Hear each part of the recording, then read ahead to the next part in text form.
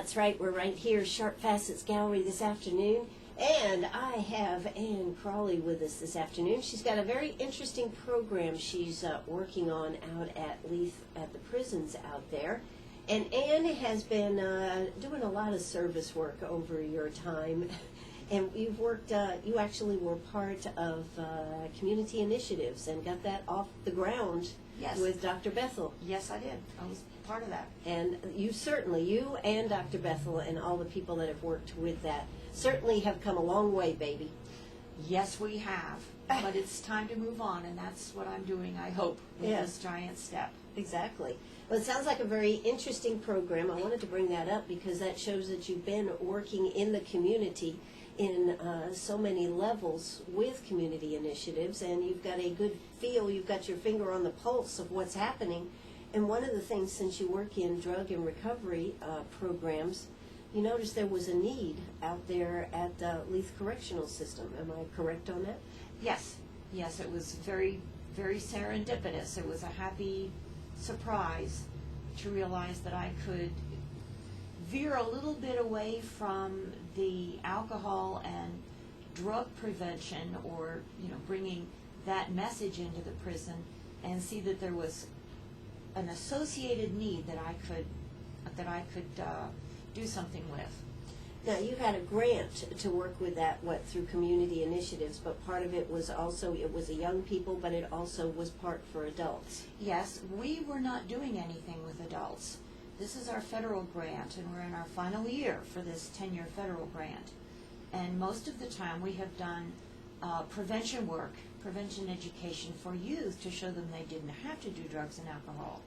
But there are some of us, and I'm one of them, as you know, because I've been on this program before talking about it, that did do drugs and alcohol and had to go into recovery, and hope some of us are successful. I'm very lucky that I am a successful one.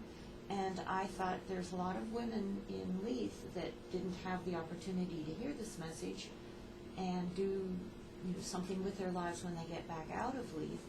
And there was no other way, luckily for me to introduce this into Leath except to take it in myself.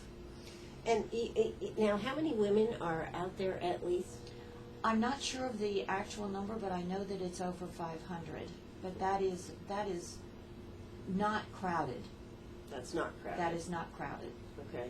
So, and you said the statistics on the number of women that actually end up at Leath is a lot of drug-related and alcohol-related incidents that cause them to end up in prison. Yes, I've looked at the numbers for South Carolina, and one of the biggest reasons for crime activity is an addiction of some sort, and for women that is very high. Absolutely. And so a lot of these women end up in prison with, they don't have any dry out time. They go from being, you were telling me, alcohol or drug addicted, and they end up in prison. Yes. And there they stay. And there they stay. So, and women's sentences are, we have a lot that are in there for a good many years. Yes, unfortunately that's true. I'm working with some women that have been there for months and will be getting out in months, but I also have women that have been there for quite a long time and have a long way to go. Sure. I mean, but we can all learn. Yes, we can. Well, I would say that they probably have the time to learn out there too. Yes, and luckily for me, they have the time to be my friend for longer. That's true. That's true. Well, you've come up with a program out there, and this is unique to South Carolina. I think it is, yes. Okay. And what is the name of this program? I'm calling it the Chrysalis Project. A chrysalis is the stage between a caterpillar and a butterfly and or moth, where they get down inside a little shell and change themselves from one thing into another. Their DNA does not change. They are still the same thing. They just are working the parts differently. So I came up with that name because what I'm doing is working with women who probably do have a problem with alcohol and or drugs, like me, or not. I don't say, oh, you didn't have a problem with drugs, well, you can't be in this room. I mean, that's ridiculous. Yes. So what I'm doing is showing women how we can change, and women are different from men. No kidding, The way Well, you they tell the- seems to that they're trying to make it that there isn't a difference, but That there is correct. a difference. Yes. That is correct. Yeah. And I can tell you that the women in Leath know that. Okay. Know that there's a difference? Know that they are treated the same, unfortunately. Oh, The okay. men do something wrong in their prison, and guess what happens? So, but we cannot fault SCDC for that. They've got a big problem, and they can't say, well, we'll just treat everybody differently, Sure. because that's not going to work. So we deal with it. So you deal with it. And, of course, you have this program going. Now, how long has this program been going on? I forgot to write that down, didn't I? I would say about 7 months. 7 months. Yeah. And we're going to take a break here in just a second, but what are the different parts of the program? As it stands now, there are 4 separate programs in the project, is the way I keep it separated. The first one is positive thinking. It's called I Can Try, but it's definitely positive thinking. Another part is self-esteem. And for women, this is a big problem. You don't have to be in prison to have a problem with self-esteem if you're a woman. The other one is anger management, and I found a curriculum specifically for women, only one in the state. And the fourth one is called Life and Recovery.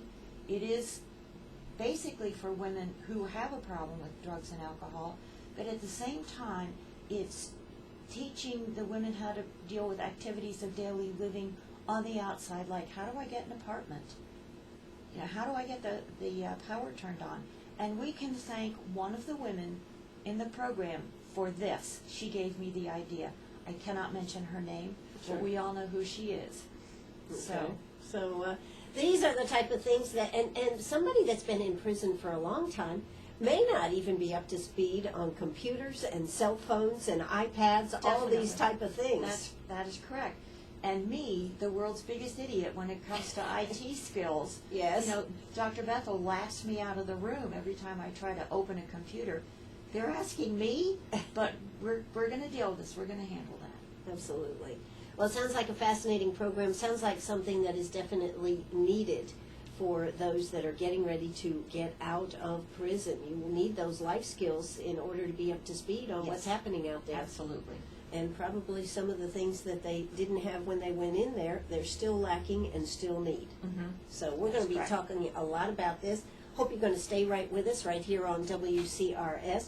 I'm Ann Eller, and I'm here with Ann Crawley from her new program. We're going to be talking about it. It all has to do with women in prison. So let's see if we can find out some more about it. And if you've got a question, give us a call, 229-7984. That's 229-7984. We'll be right back. Oh, that's right. We're right back here, Sharp Facets Gallery. I am Ann Eller, and we are talking about the Chrysalis project. And you might say, I've heard that term before. Where have I heard that? Well, when that turning into goes from what is it they're called? Caterpillar? A caterpillar into a butterfly or into a moth. There's a change there. Well, that's what we're talking about here. This is a program that is for women. It has been started by Ann Crawley, and she's here talking about it here today. And I was just thinking about some of the specials that you see on TV, some of these reality TV, and I remember when, what's her name? Nancy Grace? Nancy Grace, but I was thinking about the case where she actually was Right. in the prison, and she talked to the gals and what they wanted, what they needed, and this type of thing. Having been out there in the prisons, what do you think about the way they put it out there on the reality shows? If you want to know what happens, what it is like inside a prison, do not watch reality TV. Okay. I mean, reality TV is first of all, out to make money for something. Right. But they prod the people. It doesn't matter whether it's Jersey Shore. I've been to the Jersey Shore too, or where it is. It's all a setup. It's not like that at all. Not at all. So how do you feel when you're out there at the prison? feel safer than walking across the street in Greenwood. Well, I mean, I can have never felt nervous. I have never felt afraid. There was one time when I was told to go sit in the chair, sit down and shut up and don't move, and wondered what the heck was going on. And as I was going over to my chair, I saw people on top of the roofs with shotguns, and I thought, holy cow, I'm in the middle of something here. I'm going to sit down and do what I'm told so I can find out what's going on. And it was a drill, but that's fine. But if you do what you're supposed to do as a visitor, Right. if you do what you're supposed to do, there's nothing to worry about. In fact, I love to go out there because they're my new friends. They're my friends. I enjoy talking with them. And how was the reaction to you the first few times that you were out there going out, the women to you in the group? I mean, you started an AA group out there, correct? Yeah, that was about 10 years ago. I was in a group of women that started AA out there. That was a lot different than what I am doing now. I'm actually going into one of the buildings. May I give a shout out? Sure. Okay, hey Alexander, how you doing? Give yourselves a great big cheer. Stand up and cheer. Okay. Ah, come on. You can do better than that. Let them know. There you are. Okay, we heard it. Okay, right here on the radio. Right here on the radio. Okay. But I work with the women in Alexander. It's one of, I believe, 5 buildings out there, all named for streets in Greenwood, as a matter of fact. How about that? Yeah. So the women are there. I work, there's a room, which is like the classroom, and I'm in that room. So the first few times that I was there, I felt accepted. I didn't feel trusted. But, you have to build up trust with me, too. Sure. Nobody's unique there. The longer I went out, the more trusted I became. I let it be known to the women that I work with that what is said in the room and who says it in the room stays in the room as far as I'm concerned. If it gets out, it wasn't me. So they learn to trust that, and they know now when we shut the door and we talk, they can say anything they want to, because it's going to help all of us. In fact, I learn more from them than I teach them. Wow. On a daily basis. Now, what are some of their concerns? What are their concerns? I would think, with this program that you're working with, there has to be things that they're really concerned about. They're concerned about, are they going to be able to do it, and especially the women that have been there a while. Are they going to be able to leave prison even though they want to, but certain things have been done for them? And are they going to be able to do these things for themselves? And that's the basic part of my job, is to say, yes, you can. You can do it. We're Things women, like we're what? strong. What things like what? Finding an apartment to live in. How do you find an apartment? How Particularly do if you you get a don't have any job? money. Exactly. And who's out there to help me? How do I find that help? What if my family doesn't want me back? I am able to give the message to women who do have a problem with drugs and alcohol and wish to stay in recovery. All they have to do is pick up the phone and call AA or NA, and they'll find a home. So That's everywhere. You can go to Outer Mongolia and find AA. I think they are just about everywhere. Aren't They are everywhere. Yeah. So, as you started this program, the first part of the program, I understand, I Can Try? Yes. Is that kind of what we're talking about? That's the short term. This program was developed by Marcus Scurry and myself. Marcus is a former employee of Community Initiatives who is no longer in the state. But when he and I were working together, we developed a program called JOBS, J-O-B-S, Just Overcome, Be Smart, which was to help people who have been incarcerated find work. They are the largest population of people in South Carolina who are trying hard to find jobs and not succeeding very well. So we started with this. And They're not likely to get unemployment benefits, are No. they? There you go. That's something you don't think about, right? Right. Yeah, exactly. So the first program was called Turning I Can't into I Can Try. If you take the apostrophe out of the can't and add RY, you get I Can Try. So the short form is I Can Try. But it's positive thinking.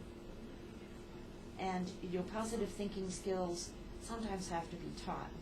None of us are guaranteed a childhood that is absolutely beautiful, walk in the garden, being taught everything you need to know, being supported and loved and accepted, and just a lot of us, and I'm one of them, and I share that with the women, have childhood that isn't like that. So you grow up thinking negatively and having a very low self-esteem. So that's where you start. I think a lot of women have that, even maybe more than men. I think so. Because of the structure, I realize all that's changing, but because of the structure, women did put themselves down a lot. Mm-hmm. We're told to. We're taught to. Sure. And then, of course, you have, I guess, another part of this that would be particularly hard would be women that have children. Mm-hmm. And how they deal with the fact that they don't have their children with them, and if they are going to be joining back into the world, how do they fit with these children, I would think would be a big issue. It is. It's one we talk about a lot. We talked about it today. How are we going to do that when we go back? Sure. And the message that I heard from the women in that particular group today was, I want to be better for my children. I want to be there for them. Many of the children call, so that there is some communication there. It depends on the family, Sure. as to whether they're going to be successful with that. Still a very, very hard thing. It is hard. Very hard to deal with. So, what else? What other things do you deal with in the I Can Drive part of the program? Let me think now. That is a 10-week program. It's the shortest program. Okay. We talk about making decisions Okay. properly, making choices, Okay. boundaries and barriers. What's the difference between a boundary and a barrier? Are you building a wall between yourself and other people, or are you appropriately putting up a fence and saying, I would prefer that you ask permission before you come through the gate? Mm-hmm. That's a big one. Do you have any data on success of the program so far, Anne? No, it's too short Short of time. time. Yeah. Yeah, and I can't get any data from the people that leave. What I can get is before and after. After the program, especially the first part of it. Did you get what you wanted out of this program? If so, what was that? What did you learn? Tell me something that you didn't know that you do now that you're going to be using. The self-esteem and the anger management, this is the first time I'm doing that. That is not a 10-week program. That goes on. Because I'm Forever. Oh, I love it. I love it. I love it. But no, because there's women that say, when is it going to be my turn? So, but the books are longer than 10 weeks, and so I don't want to give them short shrift. We do have other anger management programs out there. They are time limited, and they were developed for men. So this is the only one for women. So it's a specialized program. Yes. What makes it different, anger management, for men versus women? Women get angry about different things than men do, and women treat anger differently than men do. We were just talking today about the combination of stress, self-esteem, and anger. If you're under stress, your anger goes up. It can cause anger. If you have low self-esteem, you don't handle anger very well. So, women have to deal with that. We can get angry when somebody does something to our kids. Mm-hmm. For me, and this is something else that I say out there a lot, and I have this reputation in Greenwood, don't mess with my people. I'll Yeah. get in your face. Yeah. So, Do you have anger management issues? I sure do. Oh, okay. Well then. Definitely. Definitely. All right. Well, we are here with Anne Crawley. We're going to be talking more about the different aspects. You're also going to find out what the gals out there do at Leath Correctional System out there. So why don't you stay tuned? Hey, if you got a question, give us a call, 229-7984. That's 229-7984. We'll join South Carolina News in progress. Arg, are you a pirate or a pack rat? Do you have a vacation of a lifetime sitting in the attic? or a college tuition hung on a wall, or is a fabulous retirement hidden in your jewelry box? Bring those items to Sharp Facets Gallery. We can establish value and buy from you or sell for you. And so ends another chapter at Sharp Facets Gallery, 72 Bypass, and on the web, sharpfacets.com. Well, okay, Ann, where's that voice? Hey, we're right back here, Sharp Facets Gallery. I'm Ann Eller here with Ann Crawley this afternoon. You know, one of the things that I would be curious to know is what are the women interested in as far as being out there in prison, and what is their scope of what they're involved or would like to be involved in? You mean once they leave prison? Or while they're While in they're prison? in prison? Sure. I don't think they have very much free time. I have never seen a busier place than Leath. Everybody works. Everybody works. I am serious. Everybody has a job. Your job may be teaching someone else to crochet at this particular moment. Okay. Or your job may be tutoring in the education.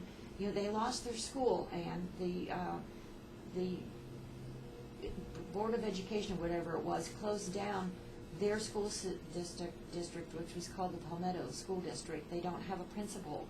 So they are carrying on the school with the inmates doing the teaching, which is absolutely wonderful. How about that? Yeah, I used to tutor up there in English, and I'm going to get back into that as soon as they tell me that it's okay to do that. Right.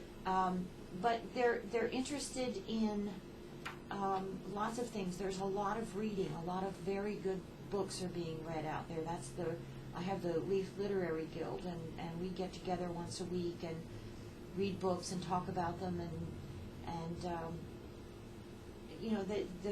the programs that they do out there seem to interest them. A lot of women seem to be interested in making themselves better, helping themselves to get better, doing better time in prison, working better when they get out. But I know, because I've heard stories and I've seen them briefly doing the benefit bank work that I do out there, that there seems to be a small population of women at Leath, like there is in every other women's prison, of women who are more interested in causing trouble for themselves mostly. Sure. But they haven't learned yet. They're still young. They haven't learned. Well, I mean, are those people that the ones that quote cause the trouble? Are those ones that are in your group? No. Or no? No. You have to earn your way into Alexander and earn your way into the character arts program, which is the women that I am working with. And you do that by showing everyone, your caseworkers, the teachers, the administration, the corrections officers, that you are interested in not doing what got you there in the first place. And what I like to say to my groups is that they had better learn not to do what they did to get them here in the first place, because if I see them coming back in, I'm going to smack them good and hard. Okay. Like they're one of my kids, Yeah. after I hug them. Which you're not allowed to do, by the way, no touching. No touching. Okay. That has to be tough. It is. It's I mean, really serious, tough. yeah. Yeah. I would not be able to do it. I would be in a vest every day. Now, you get a vest, apparently, for small infractions, Okay. and you never know what that infraction What the infraction is? Right. Oh, you put on the vest. That's exactly right. Yeah. Larger infractions, the girls call it, the women call it going to jail. I call it going down the road. Some people say down the Eller brick road. Okay. But you don't get into trouble. You do what you're supposed to do. You go the extra mile. You seem to be helping the others. We're talking, there was a person who was new there today who not only left the building when she wasn't supposed to because the yard was closed, she walked across the grass. 2 big no-nos. She didn't know, and I said, listen, you guys, help her. She's a newbie. You remember what it was like when you were new. But, they have to tell me all the time. Are they going to put the vest on you? Just about. But I have to be told. Right. And, I learned that even visitors can break the rules. I haven't. Thank goodness I haven't done that yet. Okay. But somebody else broke a rule, and now we're not allowed, visitors are not allowed visitors like me and others like me that provide programming and are there almost on a daily basis and known to the staff Right. cannot walk across the yard by myself. I now have to be accompanied by someone in uniform or a staff member. And it was because another person who was providing programming went where she was not supposed to be and didn't tell anybody where she was going. Wow. That's a big no-no. I can understand that. Yeah. Well, one of the other programs, we talked a little bit about the anger management, but improving self-esteem in women. Yes, definitely. That's another part that you work with. Yes. I was one of these. I was told when I was young by my mother as I was growing up that I didn't know what I was doing. What makes you think you can do that? Well, that's wrong. If I'd say white, she'd say black, and we'd argue. Right. Isn't Isn't that just part of growing up in? It is, but there is also a larger part of it where it never stops, and you never get the positive reinforcement. I had a sister and a brother. The brother got everything because he was the boy. And this, I know you said it was changing, and it is. Right. But it used to be that the boys were better than the girls. Sure. And so, you grow up with that, and then you get into relationships, and you're treated badly, and relationship after relationship, and you think that's the way it's going to be, and that's the way it's supposed to be. But it isn't, and it took me all of these years, and I was here when the dinosaurs left. It took me You're not a quite long that old, time. Ann. Yeah, I am. Okay. But it took me a long time to learn that was not really so. So I thought, well, let me teach what I have learned. That's all we can do is teach our own experience, strength, and hope to others. Right. Also, being in recovery, I know that in order to keep it, I have to give it away. So I'm giving away what I have in order to make it stronger in myself. So that's self-esteem. Sure. And you can build it. Your core worth is just the same as everybody else's. But you have to be shown that that's true. And that if you make a mistake, it doesn't mean that you are bad. It means that you made a mistake. During the break, you and I were talking about people saying I'm sorry or not saying I'm sorry, Right, and exactly. not telling you when they haven't done it what Right. it was they were supposed to do. Well, this is part of self-esteem, being able to say, whoops, Yep. I did it. Yep. Owning up to it and not Yep. just putting it under the rug. And Exactly. when somebody else finds out, it's worse than if you just owned up to it to begin with. Right. Yeah, exactly. So you've been at this now for 7 months, roughly. Yes. And have you had women that were in the program leave the program, meaning they got out of jail? Not yet. Not yet. Working on it. I have three group members going up for parole this month. Okay. So I'm crossing my fingers. Okay. So these women could be up for parole and be ready And to be released. And that means I'm going to have to scramble because I have to make sure that I feel secure that they have a good plan and they have a backup. We talked today in one of the programs about Plan B. If Plan A isn't going to work, better have a Plan B. And as someone sitting at the other end of the table said, and a Plan C, and a Plan D, and I said, and yes, how many letters are there in the alphabet? But seriously, I want to be able to teach them to get back up, to That's right. bounce back up. Well, it has to be scary walking through that door. Yes. I mean, even if you want, of course, you want out and you want your life back and everything else, but to walk out that door, it has to be scary to see whether there is going to be any support out there for you or whether there isn't going to be any support out there for Right. you. Either way, it's going to be scary. Hey, I'm Ann Eller talking to Ann Crawley about the Chrysalis program that is going on at the Leath prison right here. This is a program for women, very interesting. When we come back, we're going to talk a little bit more, and hey, we might be able to use some help if you've got some extra books and yarn and a few extra things. You may want to participate. Hey, I'm Ann Eller. We'll be back after the break. Oh, that's right back here, Sharp Facets Gallery in my studio in the back, that's right. Hey, gold has gone up today. If you've got gold to sell, you better come see us. Take advantage of the high price, that's right. We're higher than we've been in a while, so come and take advantage of it.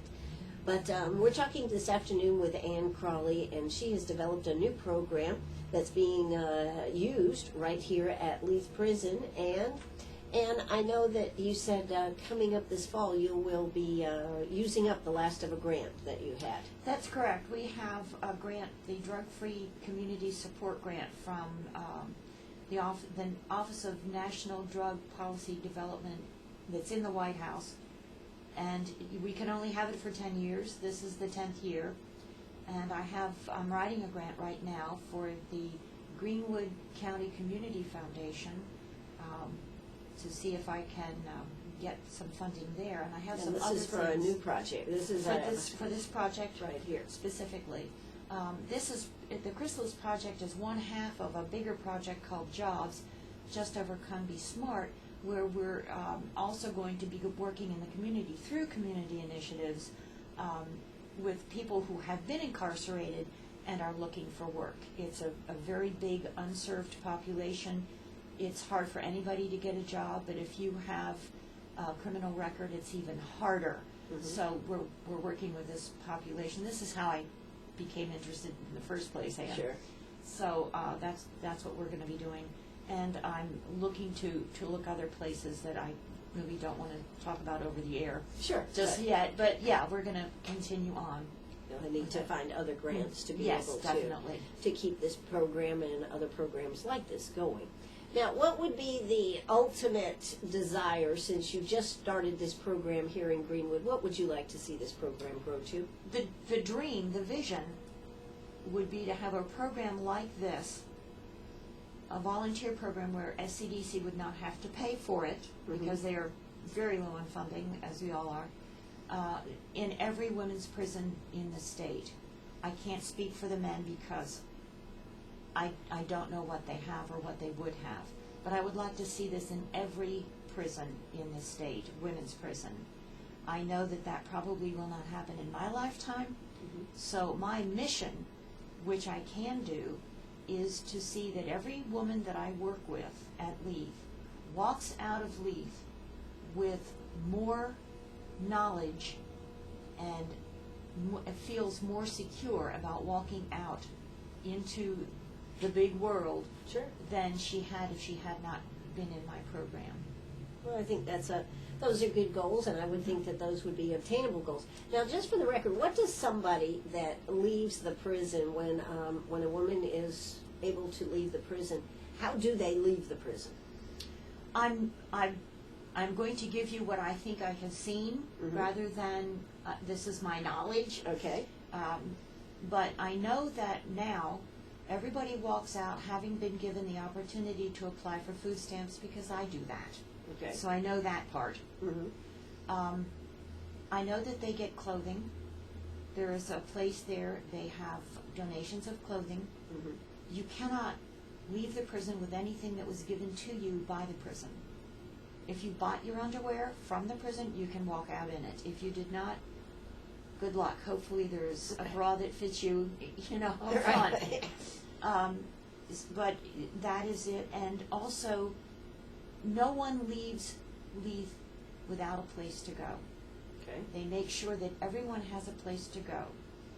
Heather Green, who runs the Character Arts program, told me once that only twice in her knowledge has anyone left Leath and went out on the street, and that was their choice.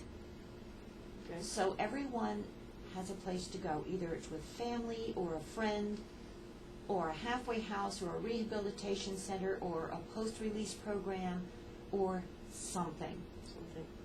And if you are put on a bus to go to a hub like Greenville or Columbia where you're going to be picked up, you are given food. You are given a meal. Well, okay. All right, but you've started the crocheting. I'm very interested in that. They crochet and they do all kinds of projects for the community. Yes, they do. I mean, and these women are turning out crochet projects. You wouldn't believe it. Luckily, what are they doing? Luckily, I've got a Highlander because I'm frequently asked to take these places. How do they do it? They work very hard. They work very hard at it. And, this is hand-eye coordination, the old English teacher talking here. Hand-eye coordination, it helps problem-solving skills, it helps It helps to learn how to finish a project on your own. It helps you to learn how to work in a group. You learn how to take direction. You learn how to give direction. And at the same time, you're completing projects, Afghans, sweaters for children, toys, stuffed toys. They are cute stuffed toys. Scarves, hats of all sizes. And they're given to the homeless shelter, the food bank, not the food bank, the soup kitchen. We distribute them through community initiatives to at-risk children. Sure. They go all over the place. Well, that's terrific. Guardian That is ad terrific. litem, that kind, that. Now, but there's a problem. There is a problem. We've got, what is it, ladies? You're going to have to help me here. Scream loud so I can hear you. About 40 women crocheting. Fast. I've seen them. My fingers don't work that fast. Are you telling me they're running through yarn really quick? They are running through yarn faster than it can be woven. Okay. And my funding doesn't. They need some sheep out there. They need some sheep out there. They do, because they're always having to cut the grass too. There you so go. That would Okay. help. Yeah. But you're not allowed to leave things on the grass, so the sheep would have a lot of trouble at Leath. They'd keep wearing vests. Okay. Anyhow, my funding does not buy yarn, nor does it buy books. I have been buying the books for the women to read on Social Security. I can't do that anymore. Sure. So I need a little help here. We take, this is the Character Arts Program. We'll take donations of yarn or money to buy yarn, and you can give it to me, and I will give it to Heather Green. If you have yarn left over, and I am a member of this club, lady listeners, I have a t-shirt that says so. The one who dies with the most yarn under her bed wins. I have that t-shirt. So if you're one of my club members and you have a lot of yarn you don't know what to do with, and you don't feel like making a crazy quilt Afghan, bring it to Sharp Facets and put it in the box, and I will come and collect it and take it out to Leath. Sure. If you have books that you're not reading that are not, it can't be true crime books. Can't be true crime books. Okay. Yeah, they're afraid of that they would be turned into how-tos. Okay. So I like we that. won't do That's a that. good one. Okay. Because I had a few that I was going to take out. But for example, one of the women that I am working with has read The Cabin. Is that the name of it? Yes. Kevin. The Shack. The Shack. And the author of The Shack has written The Crossroads, and she would like to have that book if anyone has it.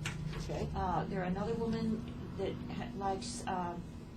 They read a lot of nonfiction. They don't read a lot of nonfiction, a lot of good fiction. Sure. Okay. Yeah, I've got some women reading historical fiction of real characters, like Alison Weir's books on Eleanor of Aquitaine and that kind of thing. Very cool. So if you have old books that you don't know what to do with, send them out to me. Please see that if they can be paperback, Okay. because hard copy books are sometimes difficult to get through. Okay. All right. And if you want to donate money so that I can do this, I will tell you where to send it if it's okay with Ann. Sure. Go ahead. Yep, Okay. go ahead. Please send it to CI, that stands for Community Initiatives, and who wants to spell that? CI Prison Program, Post Office Box 1135, 1135, Greenwood 29648. That's the downtown post office. It's still open. Right. Hopefully. Hopefully it'll stay open. It'll folks. stay open. Right. But anything that you can do to help us, we would greatly appreciate it. Any color of yarn. Any color. Doesn't Any matter. color. Doesn't Just- matter. If you just have a little bit left or you have a Mhm. lot left, you would gladly take it. Absolutely. Now, Ann, if somebody wanted to call you after listening to this program and maybe has some questions or would be interested in helping you, but they'd like to talk to you, what would be a telephone number? I'm going to give you the Community Initiatives office phone number. Okay? That is 223-7472. Okay. 223-7472. If I'm not there, leave a message. You'll call them back. Beep. Yeah, there you go. All right. Well, listen, I think it's terrific that they do these good projects for the community. They certainly are learning how to get themselves ready to get on with the next stage of their life. Definitely. And I am having a ball doing it. Well, I think that's terrific. I'm glad you found your niche, shall we say. What to do in my old age? Well, yeah, what to do. So give Ann a call if you have some questions or you want some more information, 223-7472. That is at Community Initiatives. If you would like to bring some yarn by here or some good books for the gals to read out there, that would be a terrific thing to do. You can drop them off right here at Sharp Facets. You know, we're always here 10 to 6, Monday through Friday, Saturdays from 10 until 2. This is WCRS right here in Greenwood. And thanks so much for coming out to talk to us. Thank you very much for having me, and the women thank you too. All right. Well, thank you, and tell them thank you for listening out there. All right. That's going to do it for us. Bye-bye, everybody.